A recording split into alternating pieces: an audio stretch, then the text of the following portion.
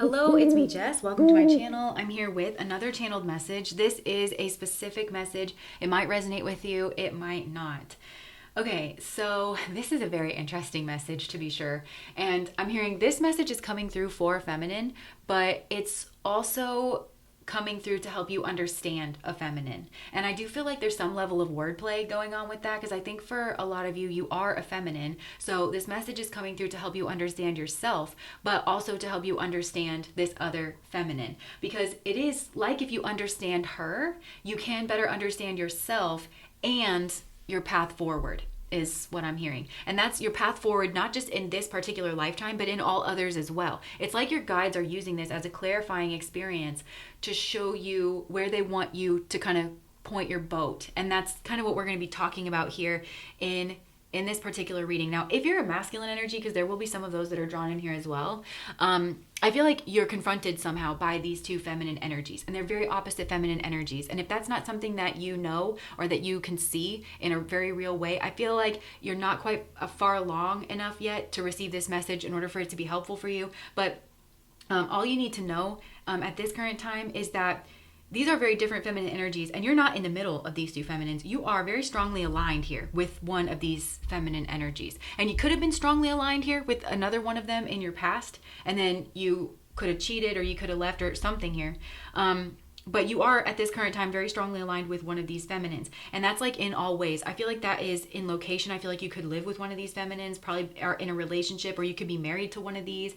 Your values and your principles are very much in the same place, and mentally, like, you have a very similar mindset here to one of these feminines over the other one. And so you can sub your energy in for hers, like whichever one, and kind of understand your journey is very similar to hers. But then I'll try to wrap this around here at the end and get like specific messages that are coming in that are somehow different. But I do feel like there's a man that somehow connects these two female energies in some way. Okay, so getting into this, okay, these two women, I'm hearing never the twain shall meet. Like these are very different women. They exist in very different spheres and arenas of life, and that never the twain shall meet, it's like a Mark Twain reference for me. And I'm reminded of what I said earlier about the wordplay thing.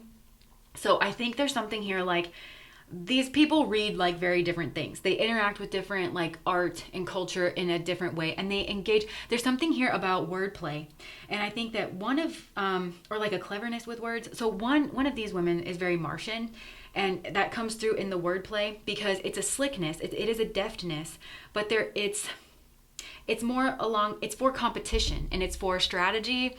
And it's like word games, mind games. It's very like selfishly and strategically trying to win with words, even if they know that it's not the truth. Like even if it's some kind of slick form of lying, but they can be real slick with it. The other feminine though, there's like a creativity with words. So again, this person could like write music, or like they maybe they write books, or they like literature or the arts or plays or something. There also could be like a cheekiness, like a cleverness with language. I'm seeing kind of like a little glint in the eye. That's for some. But they're healthy in that wordplay energy, and it's aligned with the truth. And it's not meant to usurp the truth or shirk the truth in some kind of clever way. It's, you know how some comedians, like they can play around with language in a way that actually clarifies something, you know? It's kind of like that, like with this other lady. That's neither here nor there. So anyways, these are very, very different human beings. They're very different people. So let's kind of take them one at a time here. So this first one, and for most of you, I feel like this is you, for most of you, but take this however it's resonating. This is a very Venus-oriented person. And that has a lot of meanings here, and I just wanted to point that out. But this is a person who has a very sweet energy. This person is very genuine, very genuinely caring. I'm hearing the word careful, like full of care. This is definitely an empathic person. This is somebody who is very pro-social in like the psychological way that we use that term, not social in the sense of like they're always hanging out with people just all the time, but they like people, and they consider other people. They're very considerate. They tap into other people's needs almost like without needing to be asked. And I want to use the word Empress energy for this, but it's not quite right, to be honest, because it's like they're an Empress in the making. I think both of these feminines are, because I kind of, the word Empress applies, but like in different ways here to both of these females. And I feel like that's a shared lesson here. And I do think that's why they've been brought into each other's remit. It's like they each kind of have explored what the other one kind of needs to lean into more. And so it's to help both of them along in their own Empress journey. But I want to talk about that, like Empress in the making with this first one, because I'm hearing the words latent potential. And that's really why this first feminine has been brought into comparison or awareness or contact here with this second female. It's to wake up this latent potential, because it's like this first feminine is extremely cooperative. Okay, extremely. And that's a value that this person has, is to be cooperative. It's like, I think if this is you, right? It's like you go out of your way to kind of like round down your corners and your edges and to really signal to other people that you want to get along. You're not a threat. You're not trying, I'm not gunning for your job. I'm not gunning for your man. I just want to love and be loved. I just want what's for me. I want you to have what's for you. I want us to celebrate each other's wins. And I feel like we can all win, right? And I think this person actually, there's leadership quality here, because this person kind of takes the lead in that. And their approach is that if they tell themselves that they're going to set that tone, and it is a risk. It's quite a risk, a lot of times to set that tone. But it's like, if I kind of show you that I'm not hiding anything up my sleeves and that, you're fine to be around me, that it gives you the freedom to relax and to follow suit. And isn't that just a better way to live? You don't always have to have your guard up. And because of that, this is Venus energy, right? Because of that, we can create harmony and beauty and art and culture and society, and we can relax and, etc. And this person likes to lead with that. But it's almost like, because you have such an allegiance to this cooperative nature, it's become an obstacle. It's become this kind of like lip that you have to get over. And I'm picturing, remember in Moana? So it's like that little kind of like tidal lip thing that she's got to get over before she gets out into like the open ocean. And she's got to gain momentum and she's got to be determined to like get over that lip. It's like that cooperative nature for you has become that lip, because you sell yourself short. It's caused you to have a certain view of competition, where it's almost not quite right to say that you shy away from it, but it's like you never lean into it. You don't want to, because you don't want to ruffle feathers. You don't want to rub people the wrong way. I just heard that you don't want to displace people, which is so relatable. But this is very much that energy of like, oh, I'm sorry, I bumped you there. Are you okay? It's very much like that. And so you've shied away from competition, but I'm hearing like Ferrari, McLaren. It's like you have so much latent potential that you're not even tapping into. You don't ever even get to practice it or like see what you're capable of. You don't run it all the way up, to like however much you can, because you associate that with like competition and you shy away from it. And I think when you think about going after the top spot, okay, I think it brings up quite a bit of anxiety. Like you don't actually want the top spot, because to you, it's like you think about all the problems that comes with that. You're like, then I got to jockey for position. Then I'm like the one that everybody's like gunning after and going after, and they're all going to kind of like come after me. I don't want that, because again, this is very Venus oriented energy. It's like I want beauty and harmony, and I want abundance, and I want well-roundedness, and I just want what's for me, but I don't want to have to fight all the time. Like, ugh. And me telling you that you have this sort of like shying away energy of going after the top spot, that's not the same thing as saying you don't go after excellence, because I think that you do. And again, Venus is the kind of energy where it's going to practice a skill and it's going to go after excellence just for the sake of it, just because it likes to play the guitar.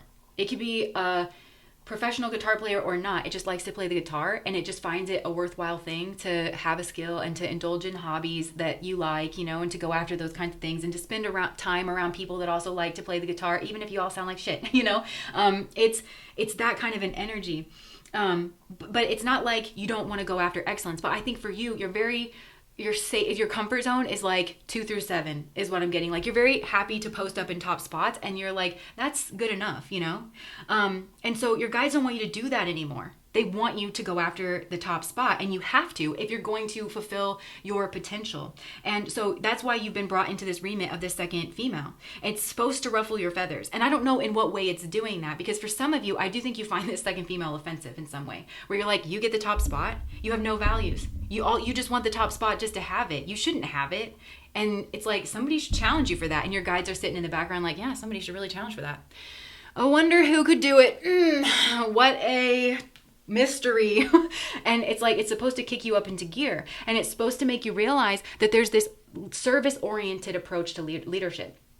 When somebody like you, okay, who is Venus oriented, now I keep bringing that up, and that's because Venus and Jupiter are the spiritual teachers. They are the planets that have come down here to impart spiritual teaching. So when someone masters Venus energy or Jupiter energy, like you have done, there's spiritual teacher energy that naturally comes with that. Whether you like it or not, whether you are angling for that or not, just you going about your everyday life, you have mastered certain principles. And Venus and Jupiter are both benefic energies, okay? So when somebody like you has, with the attitude that you have that is so cooperative, but you're also skillful, when you have the top spot, it's like a rising tide lifts all boats. That's healthy for everybody. Not just because we all look to people who occupy top spots in our world in order to make sense of who we are as a people, you know? And so when we see Nepo babies and selfish people and people who just want to win, and then they make all these rap songs about how many bitches they F and, you know, this hollow energy, like it does something to us. And look around, everybody's freaking miserable. Life has no meaning. Like, you know, it's just, look at us, we're miserable. But when you look up and you see somebody that represents you, in whatever way, and this is like heart energy too. It's like somebody that's like a normal person and they're succeeding. It makes you believe in life. It makes you believe that the world is fair. It makes you feel like you got a shot. It does something to people. It matters to people. And not only that, but when you take the top spot, a lot of times you do have more power to enact certain things. It's so helpful to have somebody like you, oriented like you, with your values and principles, making decisions. And I always flash to that scene in Black Panther where T'Challa is in the afterlife with his dad, and his dad is like, you're a very good man, and it's difficult for a good man to be king. And that's the anxiety that comes with it, and that's why you're perfect. That's why you're perfect. Now, but in order to do that, you've got to engage competition, right? This is your Mars energy. Well, Mars is immature. Mars is a malefic. It's selfish, it's competitive, it's warlike. But you're not to not touch Mars, okay? It's got a certain place. But I do feel like your spirit guide, your teacher, took you by this road, and they did it on purpose and with wisdom and with the highest and greatest good of everything in mind, and you played along with it and you are being rewarded. So your guide said, listen to me. You are going to choose Venus or you are going to choose Jupiter. You are going to master that. And then and only then are you fit to engage your Mars in a way that is competitive. That's what we do here. Because Mars cannot be running the show.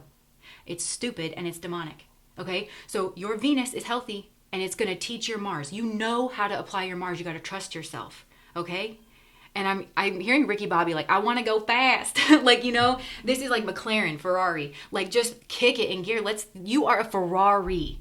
Okay, and you need to understand that. Let's take this thing out for a spin. Let's see what it can do. You have so much latent potential, and you are number one material, and you can post up on the top spot. And I feel like a lot, actually, when you go back over your life, a lot in your life has been reflecting this to you, that your guides want you to jockey for power. So I think you've been put in positions, first and foremost, where you just are a target. Like, you are number one in some way. Or it doesn't matter that you're number two or number three. Like, people are gunning for your position. You can do your little song and dance all you want of like, stop, like, I'm just trying to be myself. And okay, well, the world doesn't work like that. There are people that are just competitive. They're gonna come after you. That's their nature. And it's meant to toughen you up, and it's forcing you to engage. That's what I feel like it is. And I feel like you've been in arenas kind of like that. And part of that arena is this romantic arena with this particular masculine. Because you've been put in competition here with somebody, and I kind of want to say that you're number one. Like, you're naturally number one to him because you're his soulmate. And I don't think you meant to be, and I'm not trying to compete. You're the one to beat, and everybody knows it. Except you. And it's like you're trying to deny it, and you're trying to like maybe move away from this. And I'm not telling you to compete over a man, because you've mastered Venus energy. So like, let's not throw the baby out with the bathwater. Venus rules over certain realms of life, and love and romance and social skills is one of them. Competition is inappropriate in those spheres of life. I think that's something that you've demonstrated here, and we'll get more into that here in just a second.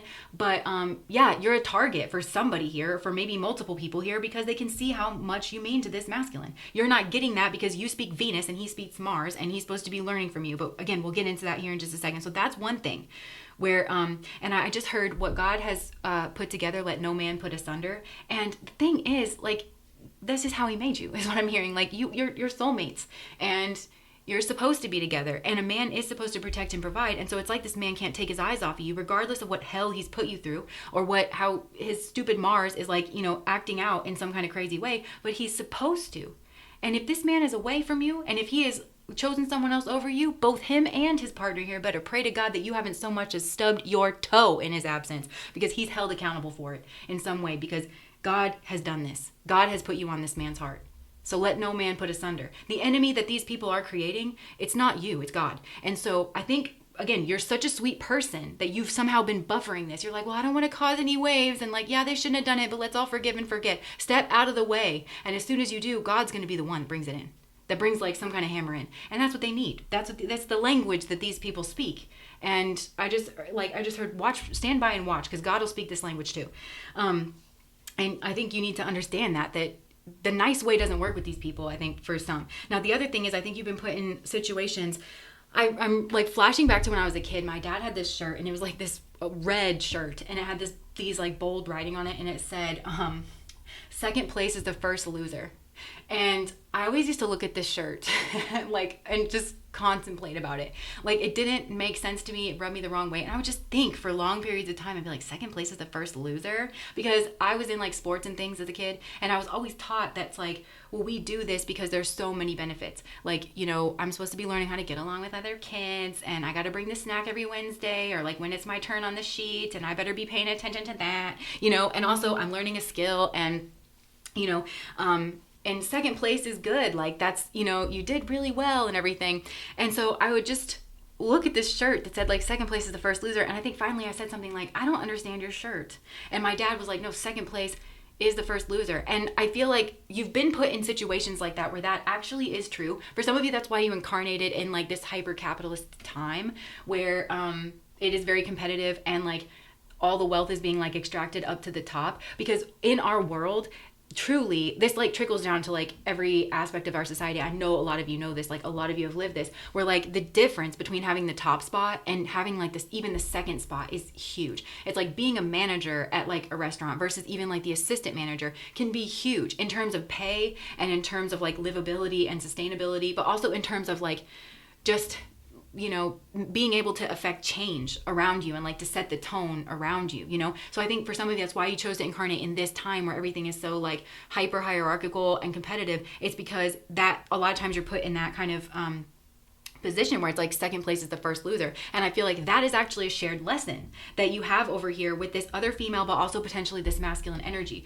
where you're learning that this like kind of second place is the first loser energy, and you're learning when not to accept that. And I think like you are not to, I think you already know this. It's like you don't accept being anybody's number two. You're not going to be put in competition with anybody, because you choose me or you don't choose me. And that's just it in love. And this man was like jockeying around. And to you, I think if you're sleeping with someone else, if you're spending all your time with someone else, I'm not looking at that like, oh, I'm going to go challenge and compete. I'm looking at that like you made your choice. I'm going to accept that, and I'm going to move on. Because you're going to protect your peace. Again, Venus is an energy that protects peace and harmony. This man doesn't understand that about Venus as well. Because he thinks you made a hard decision here, and that makes you unharmonious, and that you don't value peace and harmony. Actually, you do value peace and harmony. He's demonstrated himself to be not capable of participating in that, and so you have held a boundary where you needed to hold a boundary for your own peace and harmony, because he's not playing nice with you. So that's also a lesson that has gone on here.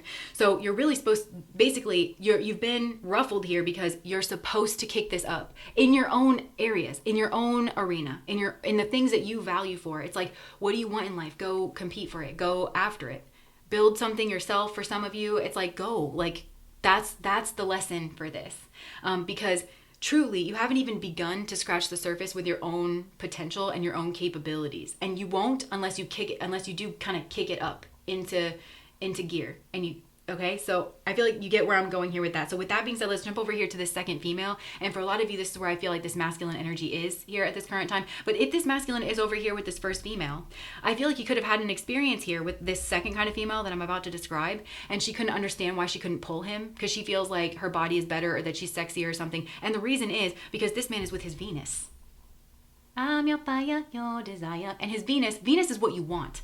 Okay? And this man, I do think that's been him discovering her, that she is his Venus, has been a part. It's like it's been an awakening experience, because this man he was insecure. I just heard he was too insecure to kind of go inside and do the inner work. So it's like God kind of did him a favor and had to show him his Venus. So he had to meet her. He had to see her. He had to be shocked by her. He had to get to know her, right? This is his Venus. Venus is what we want. Mars is how we go and get it. So his Venus is aligned with her. She is actually his idea of beauty. She is his partner. She is his balance. She shares his values. The way that she expresses herself, there is kind of like a copacetic nature here with like expression energy. They're aligned like that. And Venus energy, when there's Venus tests going on, and if this man is over here with her, he's passed his Venus tests. Venus is a lot of things that people don't actually realize. Venus is broadly intelligent, for one. It is illogical for this woman is irreplaceable to this man. And it's in this kind of ephemeral way. And I think you would have had to get to know that, because Mars is competitive, and Mars will cut something up and be like, okay, so what exactly is it? I need to hone in on what it is that he wants from her so I can compete with it. Well, it's ephemeral with her because Venus is the energy that you just are. And so it's like, it's the sum is greater than, or the total is greater than the sum of its parts over here between these two, but also when it comes to her. And she's a mystery to him almost.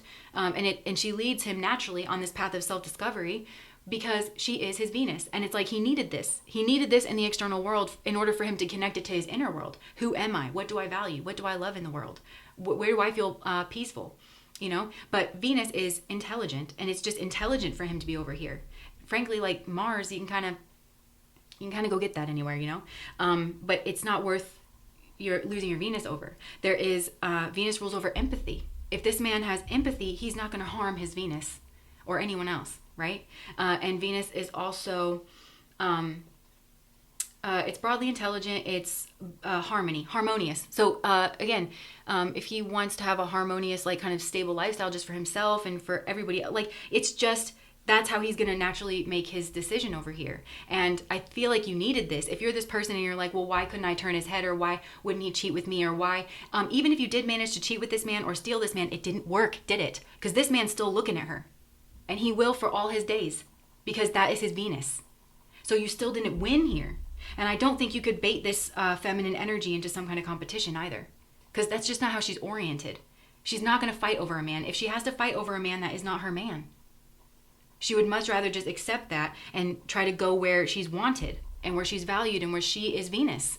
That's where she's just naturally going to go. And that's just her attitude. So that is an enlightenment experience over here for this second female and for this masculine energy. So like actually getting into the second female. She is a Mars-oriented person. And if he's over there with her, then he is as well. And Mars is a very, very different energy to Venus, very. So Venus in our chart is what we want. And keep in mind, you are this man's Venus. So you are what he wants. And you're his idea of beauty and partnership. You are what he wants to partner with. You are his Venus here. Mars in our chart is how we go about getting what we want.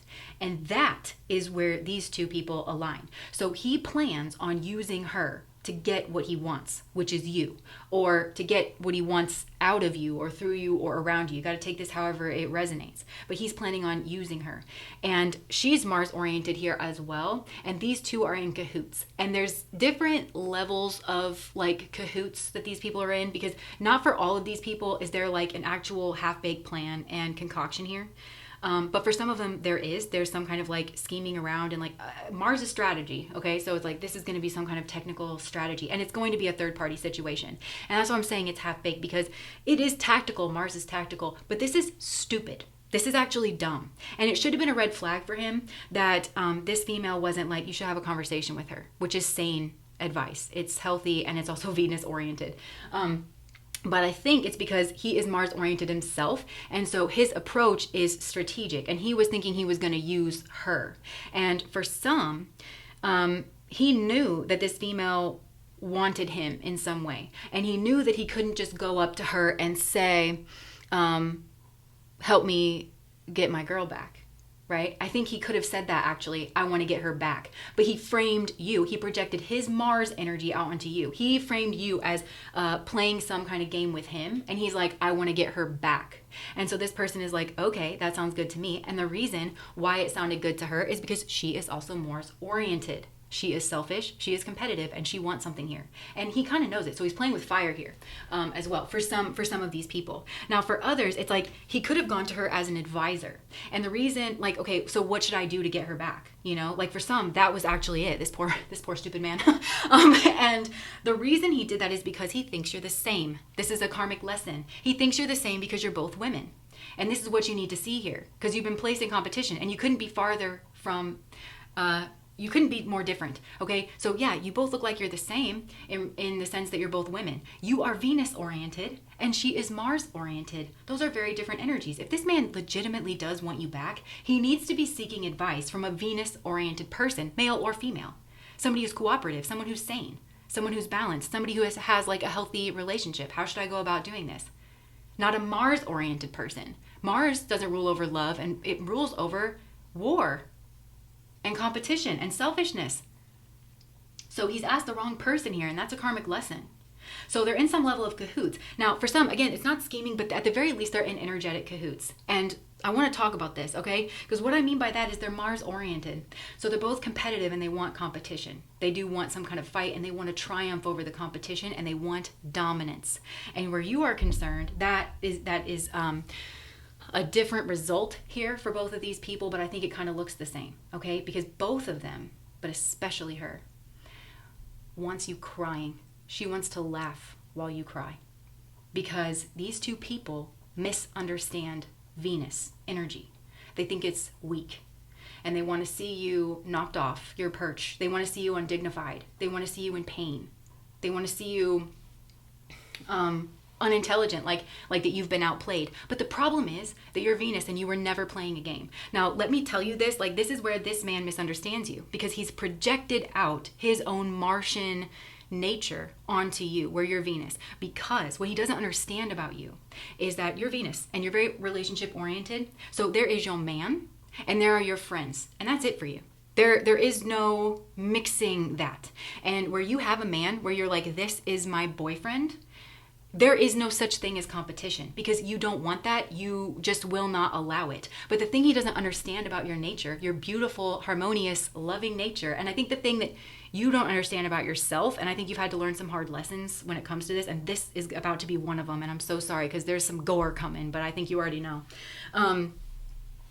Then is that you are a genuine person and you're out to make connections with people.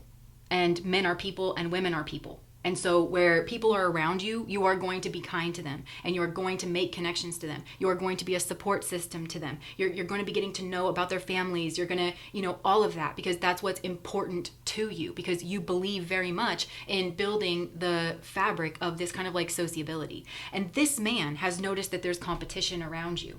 And to be honest with you, I don't know that you've noticed it or not. But even if there is competition around you, it's not a problem for you, because even if you know that there's a certain level of interest, you're not going to engage with it and you're not courting it. You're courting human connection. And it's because that's the kind of world that you want to live in. But to you, it's like if you have a man and like those people need to respect those boundaries. And that's just the way that it is. And you're not going to not be nice to people. But I do think some of you, you might not have even realized that, but he's seen that there's this competition around. And for some, that's where this dominance energy comes in. Because for some, this man wants to dominate over you, where like it's not enough for him just to get you into a relationship, to have and to hold you, to have sex with you, to be in your house and in your arms every single day. That's not enough for him. He wants some kind of dominance. And for some, it's over you. He wants you like submissive and like not having any other options or not able to pursue any other options. And it's because he's deeply insecure. That's the only way he knows how to like manufacture safety. And it is at your expense. That's Martian. It's not Venus. And part of that karmic lesson is that that's actually not a more secure way of living. It's not. And it depends on who you partner with, right? But there was actually a more secure path here that was in alignment with you. But he had to be cooperative and he had to be vulnerable, I think. And he had to be intimate. He had to show some relationship skills. He had to be soft where you are soft, right? But for some, it's like he wanted to dominate over the competition because he wanted you to like cry in public or something, where it's like all these men know that he has you. Like not only does he have you, has you on like a psychological level, and there just will be no competition. And that's not the way to go about it. He needed to have a conversation with you and you would have somehow put a stop to it or whatever. But instead, he went over here and he did whatever he did over here. And he painted you as though you were the one playing some kind of game. And here's where this is really sad, is that I'm going to cry. Like you are such a soft person. Like you are the last person that should be treated in such a manner. But he is about to bring the almighty hammer down on you because he wants you hurting. And you are just defenseless where he's concerned. I could cry. Like you love him. You love this man and you trusted him. And you feel like where your man is, you are the safest. And it was just the opposite here. And he just hit you. And he used her to do it. And he wanted you to cry because he needed reassurance. He's weak man here. And he needed reassurance, and he couldn't just come like ask you for that reassurance and be vulnerable and be intimate and actually build your relationship together. And she wanted you to cry because she wants dominance here. And her dominance looks like you crying. And it looks like, I'm picturing her taking gum out of her purse and chewing that gum, chewing all the flavor out of that gum, and then handing it to you and be like, there you go, that's your gum. That's the gum you can have. Where it's like, it's useless now. And I pick up on this a lot in my readings where it's like that the romance, she and he took that away from you with this half-baked plan. And it's because they don't understand Venus. And you can see that here in their little half-baked plan, because her karma is that this, even if she feels like she won over here, like she didn't win. She's still number 2. And she is not loved.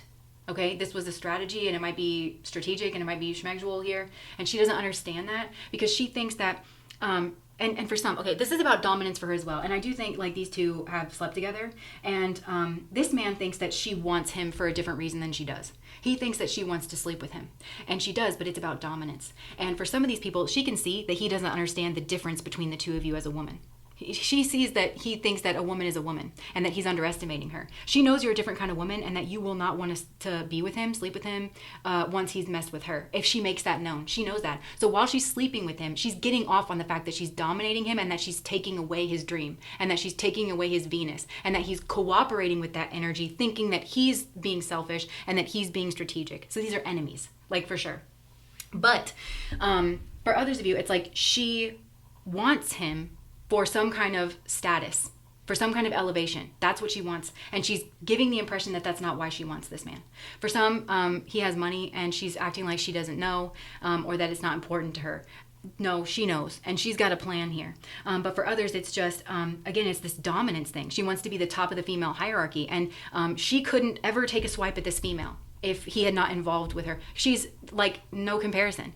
Or they don't exist in the same realm, and she could never have anything that this other female wants or could have harmed her in any way had it not been for this man. And he's just handed her the keys, and she wants to dominate over this other female. Now, the reason this happens here with her is because there's something here in her background where, and this is early childhood environment, and it has to do with like a parental situation. So she's very harmed by like divorce or an affair in the family, or like the loss of a parent or a parent leaving or something here like that. And I do think there's like a spoiled energy here as well, and it's coming through here like there's something here with the father, and well, with the father and the mother. Okay, so basically whatever this was that happened, her little spirit, like when it happened, she was like, you know, like, oh my gosh, like see, being myself isn't enough. Playing by the rules isn't enough. Like, you can't just trust love. Things are not simple. You have to be stacking the odds in your favor. And she learned that because for some of these people, it's like mom was amazing and she loves mom, but dad still had an affair on her. And she was like, this is the most perfect human being, and you still did what you did to her.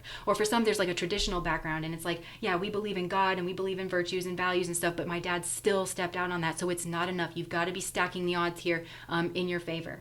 For some, dad like left their family or something, but then, and there's also this spoiled energy, because there's also a sense here for some of these people, and it's like, take whatever is resonating here. But for some, where it's like mom was the person that actually put her foot down with this child and was like, you are expected to act right. You are expected to say you're sorry. Like, was held accountable by mom. For some, that's like what it was. And dad was spoiled her. Dad was actually like the pushover. But I think she could see that he tried to act like that's not what he was. So she basically learned that men were more easy to control.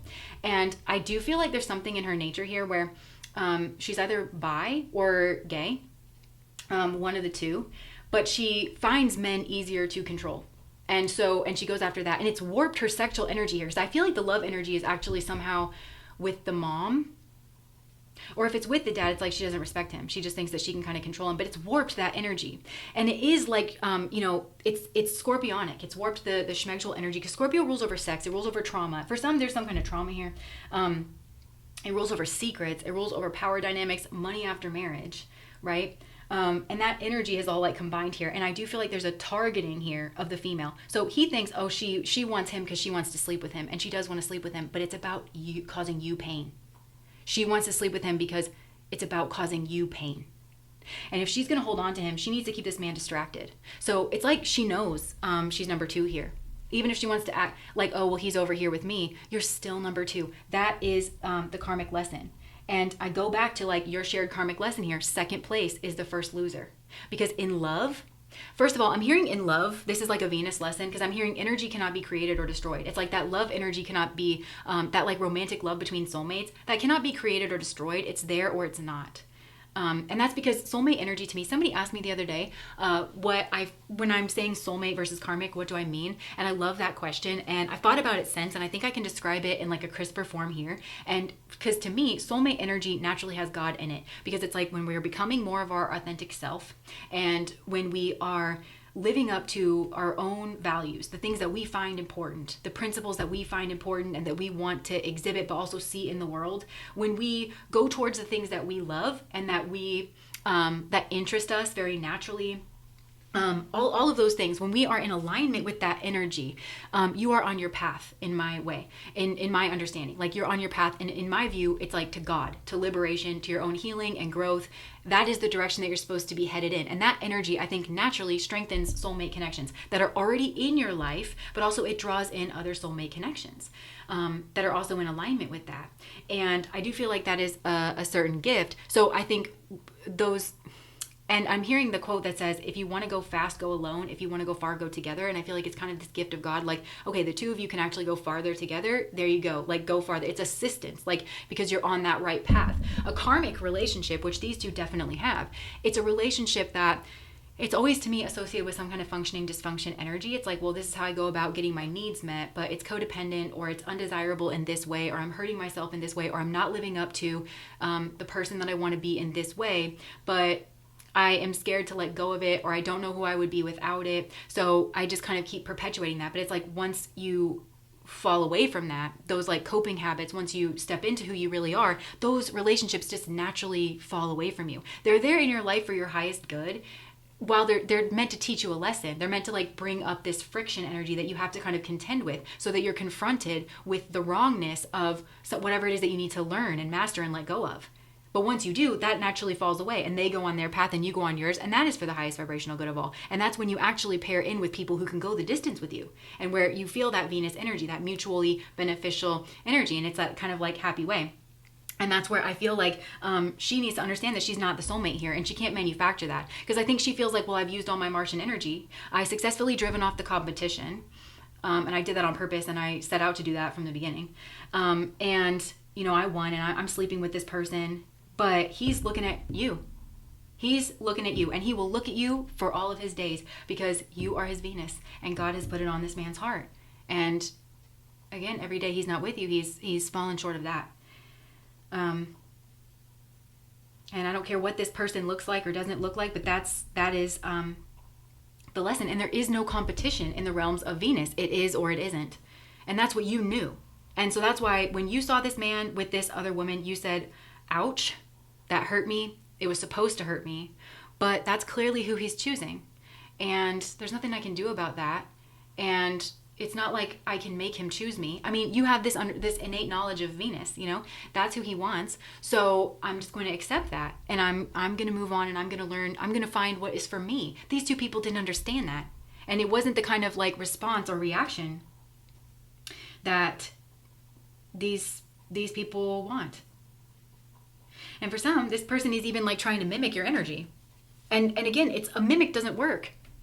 And all of this is very sad. And to be honest, if you are this like second female, or if you're this man and you're over here, I'm going to tell you something really hard, okay? Because you've walked right up to the precipice of these lessons that you're supposed to be learning. And I think part of it is that you want to be seen as dominant, right? This is competitive energy. So I think it's just fine with you. If I'm like, ooh, these are bad people, like you've done bad things. Like I'll give you that, right? But I think you're fine with me saying that as long as I don't say the real truth. And the real truth is that you've done bad things, but in reality, you're not a bad person. It's pathetic a little bit. That you can't find anything else to spend your time doing. I mean, this is where you get your satisfaction. This is your metric for success, is taking things from other people or trying to dominate. And you didn't take anything, because this is something you can't take. I mean, this man could be around you every single day. He longs for this other person, and he will never stop, because she is his Venus, and you will never be his Venus. And at best, you can keep this man distracted. And I think that's what you're doing.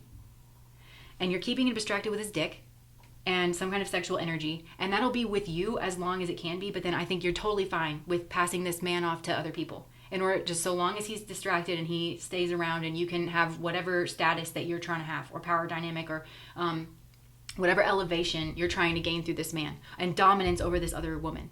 And if you've gone on and this is like actually become some kind of relationship, this other feminine energy, for some of you this is like the ultimate karma. She is not watching. This is like you just threw your life away, because some of you are trying to do this in order to compete with this other woman, or to make her feel a type of way. And I'm sure she did, because she is a lover here, and she did not deserve what happened to her. And she is a heart, and she trusted this man, and that was her bad. She shouldn't have done that. Clearly, he's immature. And if you feel like you got a prize here with this man, he's immature, and he will be so long as he's with you. So, but for a lot of you, she's not even looking. She's not even watching. She doesn't care. She's like moved on to find her happiness. And that's part of this kick in the teeth, is that, you've just been like putting on this show for her benefit, and she's not even paying attention. Or it's like, again, she doesn't care. And this is some kind of like strong karmic lesson. And for a lot of, she doesn't think this man loves her. And for this is what this female wants. This second Mars oriented, this second person here. She wants this woman not to know that this man loves her. And I don't think she does know that.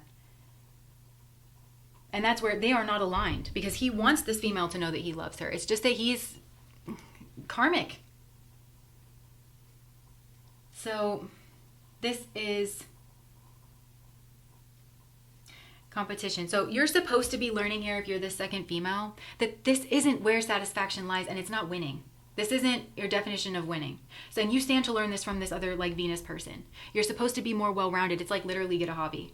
This is what you spend your time doing. Like you could be learning some kind of skill. You could be spending time with like other friends. So this is exactly what got her in trouble, is like that she's building relationships with friends. This was not understood between the two of you, but it's like you could stand to, join a rugby team, or a roller derby team, or a, knitting circle or something, and just like have that in your life and spend your time doing that. And you don't have to go for the top spot just to go for the top spot, because you're not fit for it. Like you need to know when it's not a match, and then go find what's a match for you.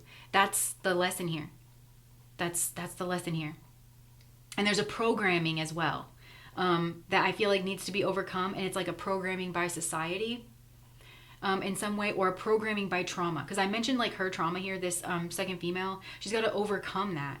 And again, understand that finding a genuine love, and it's not here with this man, but finding it is actually like that security. Yeah. And again, this is like programmed by society, because Mars caters to the male gaze, Venus caters to the female gaze. And I feel like that could be a difference here between these two as well. So anyways, I could probably keep talking about this forever, but I feel like that's enough. But I feel like this female and this male, if they're aligned over here on this other side of things, they both wanted this Venus woman to feel like she wasn't enough. He felt like that was strategic, because somehow he thinks that's how he's going to get her back, or that's how he's going to get her and potentially like dominate where she's concerned, like over the competition. And this other female just wants to do it because she wants to feel better than her. And it's like what she wants to, even if she drops this man off at this Venus person's door, it's like every single beautiful moment that they have together is going to be colored by this woman, and that's what she wants. It's like the only reason you have him is because I'm dropping him off here. And I had him first, and every time that you kiss, or your first, your wedding, your first child, like all of that, this is going to be like a legacy here. Like, of you only have him because I've excused myself, or like, I don't know. It's again, it's the same kind of like psychological dominance kind of thing. And they ain't shit for it. And I really don't think this Venus person reacted the same way, because these people do not understand what Venus is. They thought Venus was weak. They thought that sweet energy. No, this isn't just sweet energy coming off of this other person. It's Venus. Venus is broadly intelligent, it is dignified, and it makes decisions, and those decisions are firm. And I think that's another lesson that's being learned here as well, is that there's been a firm decision here that was made. Okay, so that's what I have. Like I told you, this was a weird one. But if that resonates, please like, comment, and subscribe to my channel. Bye, guys.